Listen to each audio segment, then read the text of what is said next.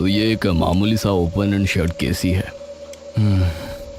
आप चिंता मत कीजिए, हमें जो इन्वेस्टिगेशन करनी थी वो हम कर चुके हैं।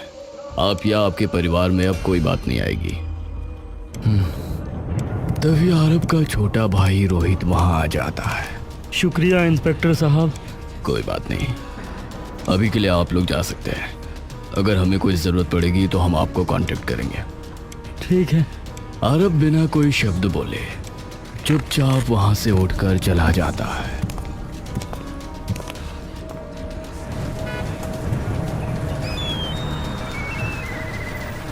भैया ठीक हो?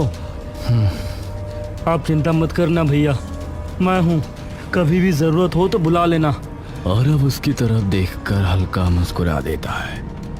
पूरी गाड़ी में एक ऐसी शांति छाई होती है मानो कोई अनचाहा साया उनके जहन पर आ बैठा हो।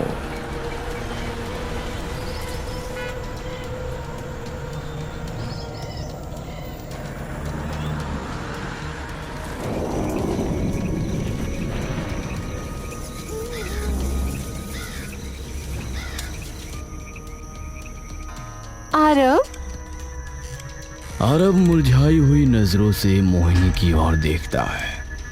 क्या हुआ है आरब?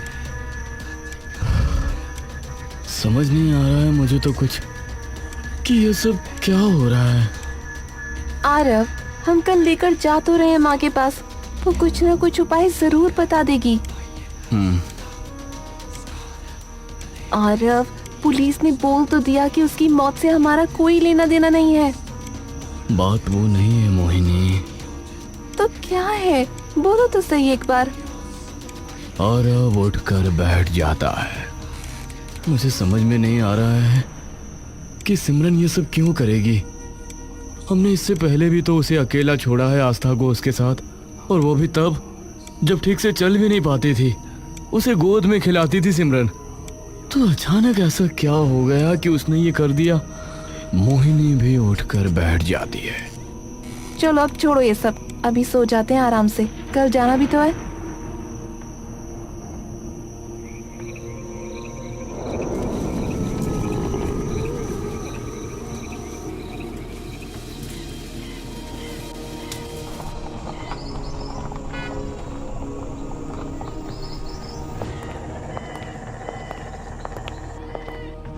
पापा, क्या हुआ? नानी क्या कर रही है ये? कुछ नहीं, बस तुम्हें ठीक करने के लिए कर रही है जो कर रही है। और डर क्यों रही हो, मैं हूं ना। बीरो आंख बंद कर आगे पीछे होकर जोर जोर से मंत्र का जाप करती जाती है। ओम काल प्राण भवति शुद्धि बुद्धि शुद्ध प्रवृत्ति। ओम काल प्राण भवति। आस्था घबराकर आरब से और जोर से चिपक जाती है, और तभी बीरो एकदम से आस्था का हाथ जोर से पकड़ लेती है। पापा, डरो मत, डरो मत, कुछ नहीं होगा, डरो मत। बीरो उसकी हथेली खोलकर उसमें थोड़ा सा नमक डाल देती है। मुट्ठी बंद कर।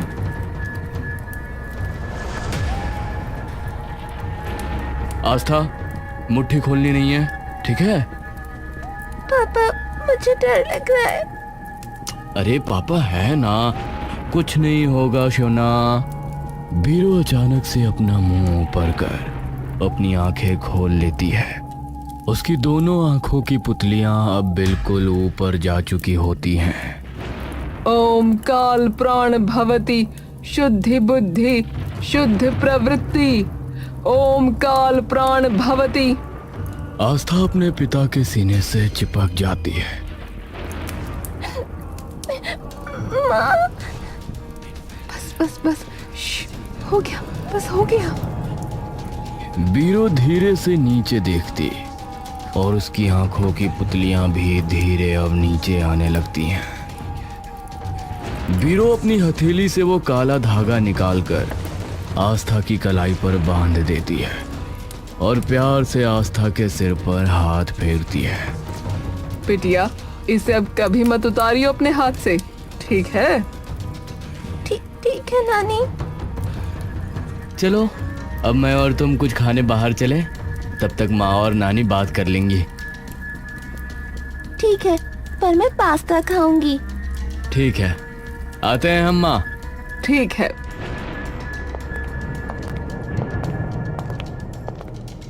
मोहिनी और बीरो कमरे की लाइट जलाकर बैठ जाते हैं। अब मेरी बात ध्यान से सुन मोहिनी, ये काला धागा अब इसकी कलाई से गलती से भी ना उतर जाए।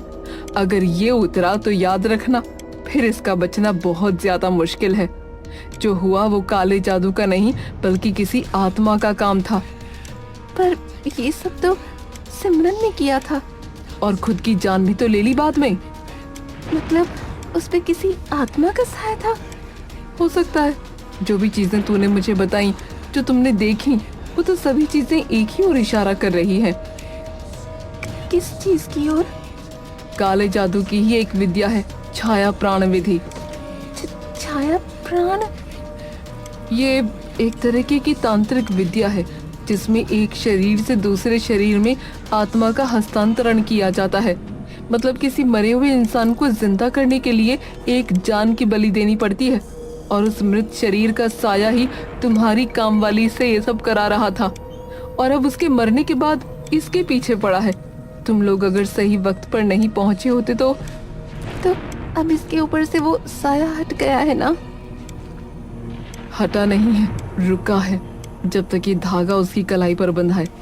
पर अगर ये धागा एक बार भी हटा तो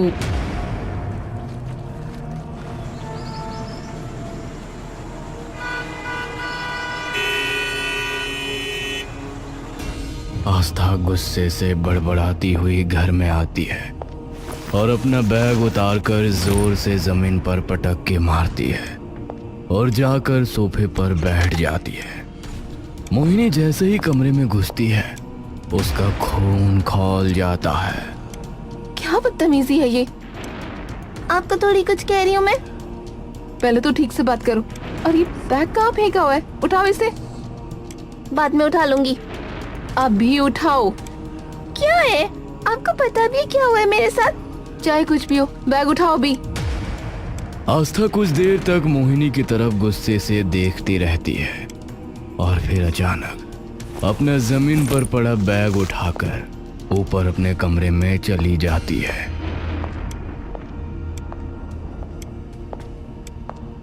और जोर से अपने कमरे का दरवाजा बंद कर लेती है और एक बार फिर से अपना बैग अपने बिस्तर पर फेंक देती है।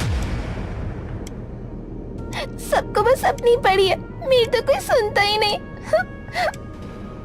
तभी आस्था के पीछे से एक औरत की आवाज आती है। मुझे बताओ, मैं सुनूंगी। वह आवाज सुनते ही आस्था को मानो कई वाट का झटका लगता और वो बेड से उछलकर खड़ी हो जाती है। उसके बिस्तर पर एक बेहद ही खूबसूरत सी औरत एक लाल और हरी साड़ियों में बैठी उसे दिखती है। कौन हो तुम? मैं माँ। मैं कुछ नहीं कहूंगी। आस्था हांफती हुई एकटक बस उस औरत की तरफ देखती रहती है। अरे सच में कुछ नहीं कहूंगी। तुम हो कौन? और माँ ने तुम्हें मेरे कमरे में क्यों आने दिया? वो मुझे देख ही नहीं सकती, सिर्फ तुम देख सकती हो। आस्था विचलित होकर उसकी तरफ देखती रहती है। बैठो, फिर समझाती हूँ। नहीं, पहले बताओ कि क्यों आई हो यहाँ और सिर्फ मुझे क्यों दिख सकती हो? क्योंकि तुम्हारे लिए ही तो आई हूँ, इसीलिए सिर्फ तुम्हें दिखूंगी ना। पर क्यों? अरे क्यों नहीं, तुम इतनी प्यारी इंसान हो, इतना साफ मन है तुम्हारा, तो बस मैं आ गई तुम्हारी मदद करने। तुम्हें कभी कोई दिक्कत हो तो मुझे बुला लेना और मैं चुटकी में तुम्हारी सारी दिक्कतें दूर कर दूंगी। कुछ भी? अरे सच में? अच्छा मुझे ये बताओ कि अभी क्यों परेशान हो, और फिर अपने आप देख लेना। आस्था के मन में कई सवाल होने के बावजूद भी आखिरकार वो उसके पास आकर बैठ जाती है। भूत भूत होता है क्या? मैं बचपन से वैसे ही परेशान हूँ ऐसी सभी चीजों से। अरे तुम बताओ दिक्कत क्या है? बाद में अपने आप पता चल जाएगा तुम्हें। मेरी क्लास में एक लड़का है, वो उसे मुझसे पता नहीं क्या दिक्कत है, वो रोज तंग करता है और आज तो हद ही हो गई। मैं खाना खा रही थी तो मेरे पीछे से आया और मुझे धक्का देकर भाग गया। मेरा सारा खाना नीचे गिर गया। धक्का दिया? चिंता मत करो, उससे मैं बात कर लूंगी। कहाँ रहता है वो और नाम क्या है? रवि, यही रहता है पास के मोहल्ले में। ठीक है, तुम बिल्कुल चिंता मत करो, अब से वो तुम्हें कुछ नहीं कहेगा। लेकिन एक चीज तुम्हें मुझे प्रॉमिस करनी होगी आस्था। क्या? तुम्हें किसी को मेरे बारे में कुछ नहीं बताना, वरना मैं तुम्हारी मदद नहीं कर पाऊंगी कभी। ठीक है? ठीक है।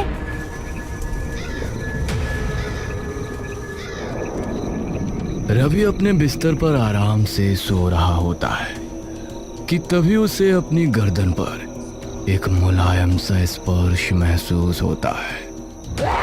वो औरत उसके सामने खड़ी होती है।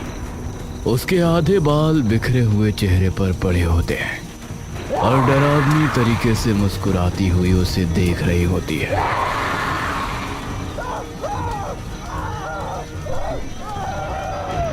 रवि, तू ही है ना? बहुत शौक है ना तुझे लड़कियों को तंग करने का? रवि का गला एकदम से मानो बंजर पड़ जाता है और उसकी गले से ना कोई आवाज, यहाँ तक कि कोई सिसकी तक नहीं निकल पाती है।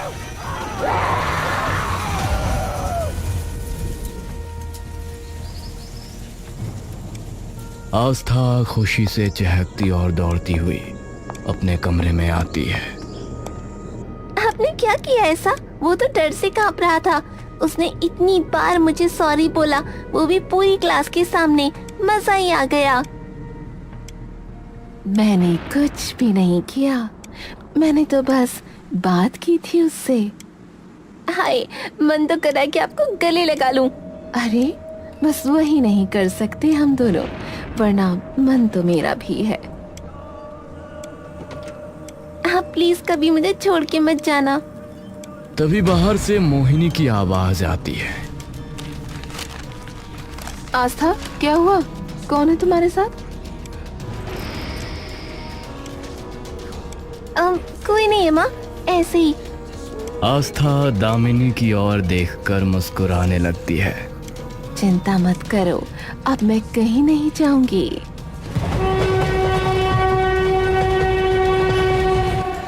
आस्था अपने कॉलेज से गुस्से में तमतमाती हुई वापस अपने घर आती है। दामिनी, आप यकीन नहीं करोगी आज मेरे साथ क्या हुआ। क्या हुआ? इतना गुस्सा क्यों हो? अरे आज लड़ाई हो गई मेरी। क्या हुआ पर? एक लड़का बदतमीजी कर रहा था, मैंने भी लगा दिया उसके कान पे एक सबके सामने। तो ठीक करा बिल्कुल। चल अब इतना गुस्सा मत कर और नीचे जाके खाना खा ले। ठीक है।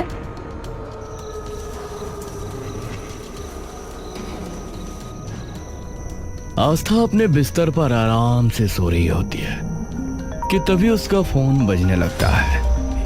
आस्था हल्की सी आंखें खोलकर देखती है। इतनी रात को किसका फोन है? हेलो। आस्था बोल रही हैं? तुम कौन? चिराग राठी, जिसके भाई को तूने रटपट्टा मारा सबके सामने। आस्था की नींद से भरी आंखें एकदम से खुल जाती है और वो एक झटके में उठकर खड़ी हो जाती है। तो गलत क्या किया? वो तो कल बता दूंगा, आ तू बस एक बार। अरे पर आस्था डर के ऊपर से नीचे तक कांप जाती है कि तभी उसके कंधे पर एक हाथ आता है। आस्था चौंक कर पलटती है। क्या हुआ? इतना क्यों डरी हुई हो? वो चिराग राठी का फोन था। वो कह रहा था कि कल जब भी चाहूंगी तब वो मुझसे बात करेगा।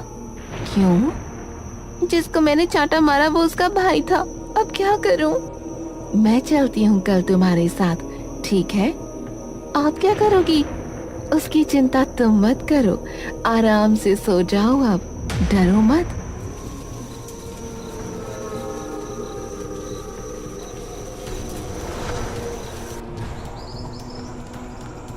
आस्था धीरे से कॉलेज के गेट की ओर अपने कदम बढ़ाती है कि तभी चिराग उसके सामने आ जाता है। हाँ भैया, आ गई एक्शन हीरोइन। अब क्या करूं? यहाँ तो बहुत सारे लोग हैं। ये तो मैंने भी नहीं सोचा था। क्या? अबे ओ, किससे बात कर रही है? अरे चौधरी, ला जरा इसे पकड़ के कोने में। तभी पीछे खड़ा एक लड़का आकर सीधा आस्था की तरफ आने लगता है।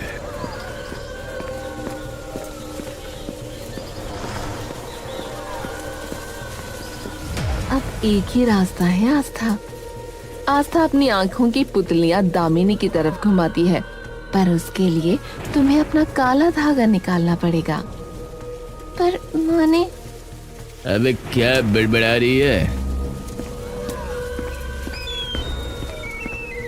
चिराग जोर से उसके बाल नोच लेता है। आस्था, समय नहीं है, मुझ पे भरोसा है ना? कुछ नहीं होगा। आस्था अपनी कलाई पे बंधे काले धागे को देखती है और धीरे से आखिरकार उसे खोल देती है। खुल गया, खुल गया।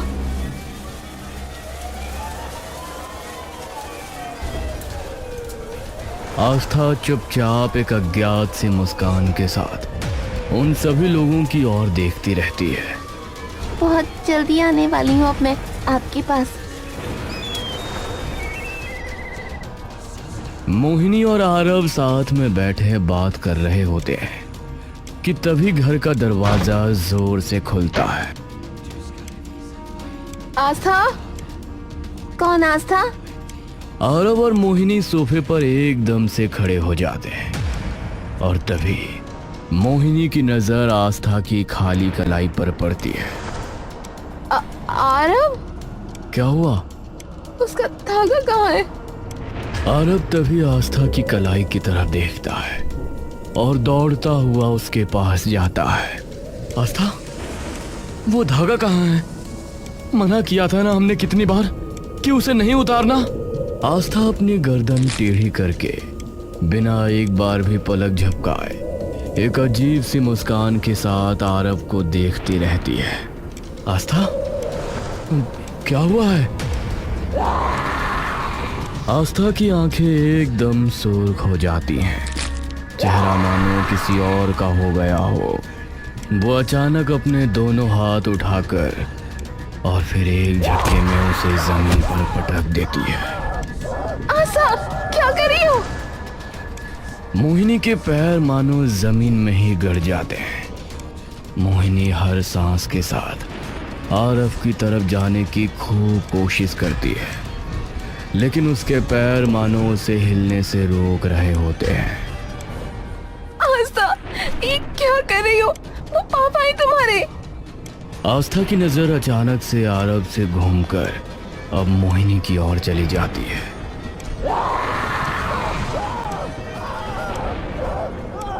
आरव, ये क्या?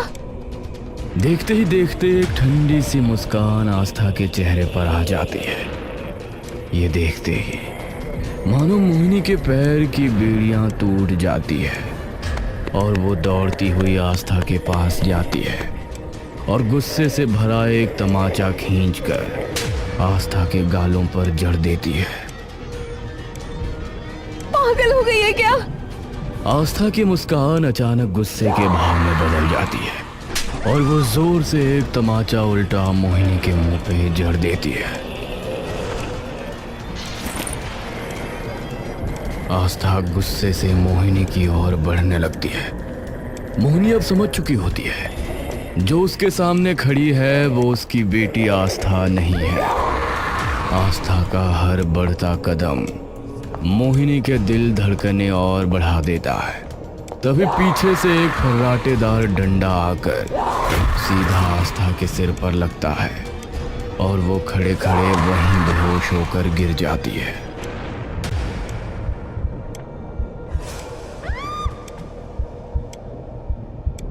मोहिनी, अभी डरने का वक्त नहीं है। मैं इसे बांधता हूँ, तुम माँ को बुलाओ जल्दी से। मोहिनी दौड़ती हुई ऊपर निकल जाती है और आरव आस्था को खींचकर एक कुर्सी से बांध देता है।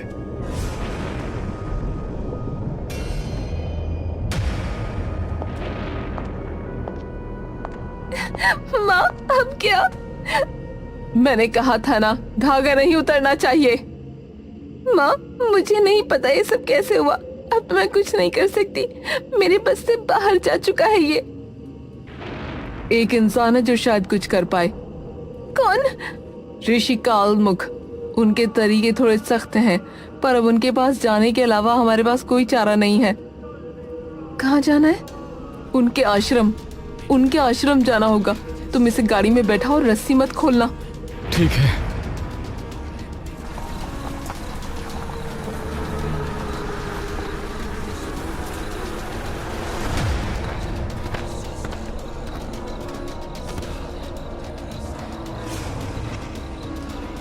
छाया प्राण। जी गुरुजी। ऋषि कालमुख बिना कुछ कहे अंदर जाने लगते हैं। मैं जब कहूं तब इसे अंदर ले आना। जी। सभी लोग कई देर तक ऋषि के बुलाने का इंतजार करते हैं और तभी धीरे से एक दरवाजा खुलता है और एक आवाज आती है, आ जाओ। आरव आस्था को उठाकर सबके साथ अंदर आ जाता है। उस कमरे के माहौल देखकर मोहिनी और आरव की सांसें मानो कुछ देर के लिए थम सी जाती हैं। इसे इस त्रिकोण के बीच में लिटा दो और इसकी रस्सियां खोलो। आरव इसे त्रिकोण के बीच में लिटाकर उसकी सारी रस्सियां खोल देता है और तभी उसकी आंखें अचानक खुल जाती हैं। ऋषि कालमुख जल्दी से उसके पास आ जाते हैं। जाओ, तुम यहां से जाओ, निकलो। आरव छटपटाकर उस त्रिकोण से बाहर निकल जाता है।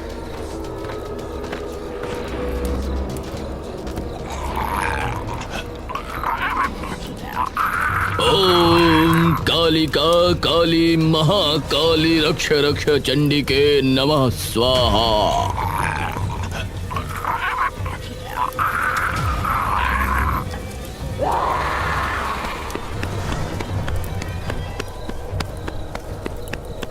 आस्था, आस्था। हाँ, जा। लेकिन आस्था उसे जोर से दूर धकेल देती है। तभी मोहिनी आस्था के सामने आ जाती है। आस्था, रुक जाओ बेटा, मैं हूँ तेरी माँ।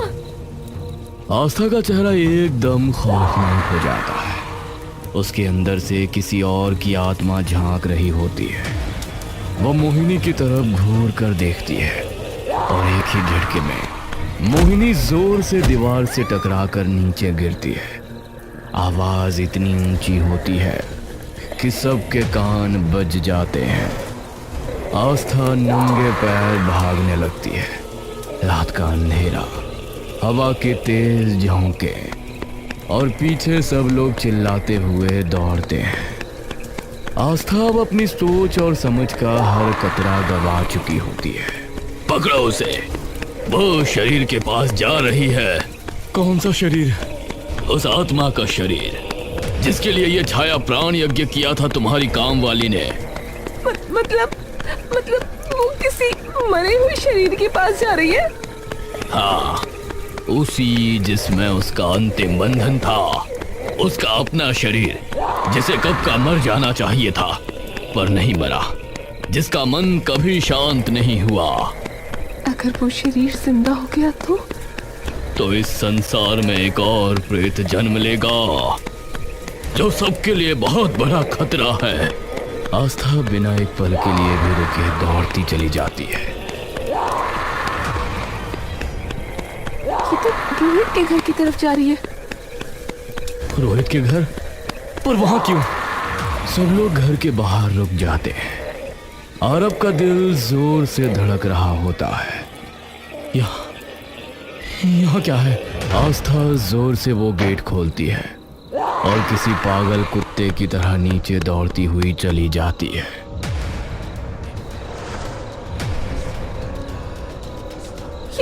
ये तो दामिनी। कौन? रोहित की बीवी जो कई साल पहले गुजर गई थी। आरब के हाथ कांपने लगते हैं, आंखों में बस आंसू। दामिनी? पर ये कैसे? रोहित? भैया आप समझे नहीं, मैं उसे वापस ला रहा हूँ, मेरी दामिनी को। तू पागल हो गया है क्या? तू नहीं भैया, आपके पास सब है, माँ जैसी प्यार करने वाली सास, बेटी, पर मेरे पास मुझे भी हक है खुश होने का। और बेटी तो दोबारा भी हो सकती है, आपको दोबारा मौका मिल जाएगा जीने का।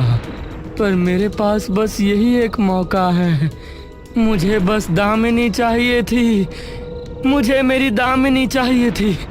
आप अगर उस दिन घर नहीं गए होते तो सिमरन अपने आप सब कुछ कर लेती। मेरी दामिनी जो थी उसमें सबसे समझदार, सबसे अच्छी। ऋषि जी कुछ कीजिए, ऐसे तो वो मुझसे मेरी बच्ची छीन लेगा। उसकी आत्मा उसके शरीर के पास पहुंच चुकी है। अब अगर वो प्राण स्थापना पूरी कर लेगा तो कोई उसे रोक नहीं सकता। ओम छाया प्राण स्थिर, ओम दामिनी पुनर्जन्म। लाश के हाथ हिलते हैं, आंखें आधी खुल जाती हैं। आरब कुछ करो। उसका शरीर जलाओ, उसके सारे अंतिम संस्कार अभी करो, तभी आत्मा मुक्ति मिलेगी, तभी तुम अपनी बेटी को बचा पाओगी। आंखों से आंसू बहते हुए, मोहिनी, तुम उसका शरीर लेकर बाहर आ जाओ और उसका देह संस्कार करो, इसे मैं देखता हूँ। मोहिनी जैसे ही दामिनी के शरीर की ओर बढ़ने लगती है, तभी रोहित उसके सामने आ जाता है।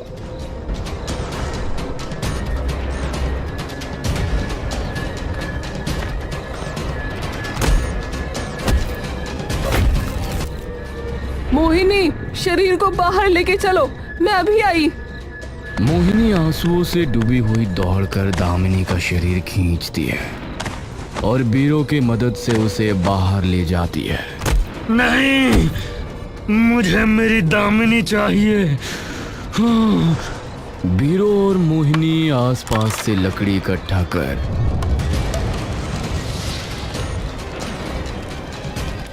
और अंत में उसका देह संस्कार कर देते हैं।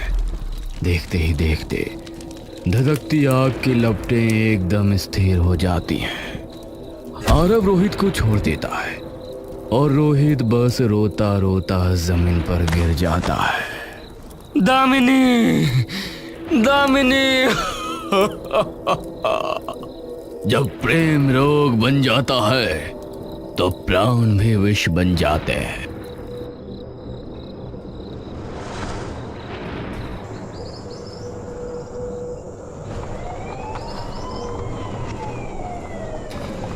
मोहिनी आंसुओं से आरब के कंधे पर हाथ रखती है। दोनों एक फीकी सी मुस्कान के साथ सोती हुई आस्था की ओर देखते रहते हैं।